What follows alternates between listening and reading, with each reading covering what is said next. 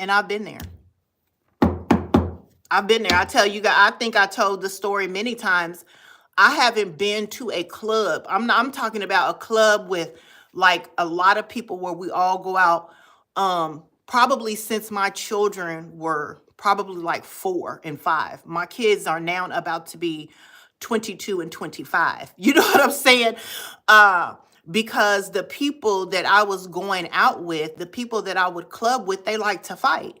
You know, they like to fight over men. Okay. And that's just never been my MO. You know what I'm saying? Even though I would never allow anyone, you know, to do anything to my family in my presence. In order for me to prevent that, I had to remove my presence, right? In order for me to stop seeing women fighting over men in the streets, okay, in the clubs, okay, where you couldn't even enjoy yourself. Instead of me seeing that, I removed myself from that. Okay, if that's your thing, if that's what you want to do, by golly, have at it. But let me remove myself. And guess what? I did that and I shifted. And I'm not bragging, but I'm telling you, this is what you have to do. Now, guess what? I still wanted to go the fuck out. I still wanted to dress up. I still wanted to party. But I said, you know what? I got 2 small kids. Let me put my energy and focus into them. And when the opportunity presents itself, I'll do it. But if this is what I have to endure or go out and worry about, I'd rather not. You know what I'm saying? So I focused on my kids because I just don't think it's ladylike to be arguing and fighting. It's dangerous. You know what I'm saying? Especially coming from where I come from. I tell you guys all the time. And the only reason that I'm using this as an example is because family is out here. But I come from a family of street men. Okay, I come from a family of men that are street. And women that go out and endanger themselves, they put the men at risk. And I'm just not wanting, you know, I'm very calculative, you know, I'm very strategic. And I'm just like, maybe I'm an overthinker, but I'm like, okay, if I get into a fight about somebody else's man and I'm hurt, then my cousins or my, you know, is going to get involved. And they so I start calculating the risks. And that's where I come from. That's what I do. So guess what? In order for me to eliminate the risks, the potential risks of impacting my family, let me remove myself.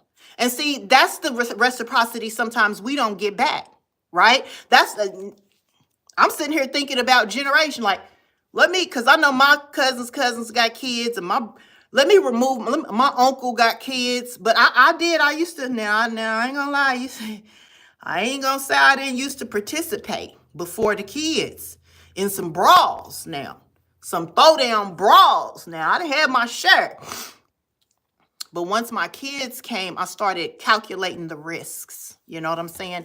And I'm just saying sometimes people won't do the same for you. What's the risk if I fight my, you know, is your cousin, your brother, your uncle, your sister thinking, what's the risk if I fight my baby daddy, my baby mama in the club of potentially bringing some type of danger to my brother, my sister, my daughter, my mother? You see what I'm saying?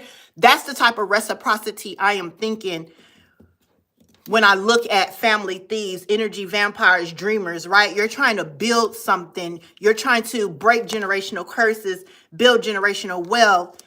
People are stealing your joy because nobody thinks about the future risks. And I know I'm going like up there, but I want you to really, really try to get behind the mind of those of us that are purposed, those of us that are chosen. Sometimes we have to think about things that other people don't think about. What is the risks? Okay. So these are people within your own home, within your own network, people that you've established things with, stealing your joy and opportunity for advancement for whatever these reasons may be. You know? And this may have been the reason why you've been stuck, why you've been imprisoned in your mind, spirit, and soul. This could be the reason.